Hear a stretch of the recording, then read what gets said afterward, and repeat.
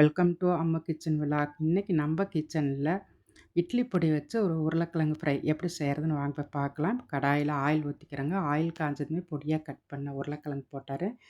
இது நல்லா இந்த எண்ணெயிலேயே நல்லா முக்கால்வாசிக்கு நம்ம வறுத்து எடுத்துக்கலாம். கொஞ்சமாக உப்பு போட்டுட்டு இதை நல்லா கலந்து கொடுத்துர்லாங்க.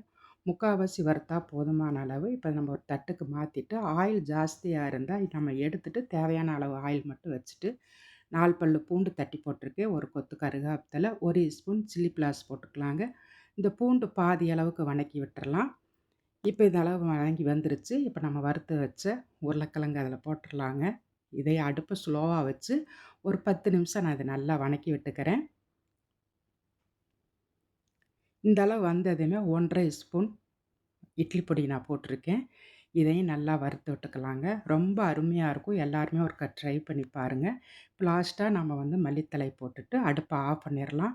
தண்ணி சாம்பார், ரச சாதம், தயிர் சாதத்துக்கு ரொம்ப சூப்பராக இருக்கும். எல்லாருமே ஒருக்கா ட்ரை பண்ணி பாருங்கள். பிடிச்சிருந்தா லைக் பண்ணுங்கள், ஷேர் பண்ணுங்கள், கமெண்ட் பண்ணுங்கள். சப்ஸ்கிரைப் பண்ணாதவங்க சப்ஸ்கிரைப் பண்ணிக்கிங்க. என்னை ஃபாலோ பண்ணாதவங்களும் என்னை ஃபாலோ பண்ணிக்கிங்க. இன்ஷா அல்லாஹ் அடுத்த வீடியோவில் பார்க்கலாம்.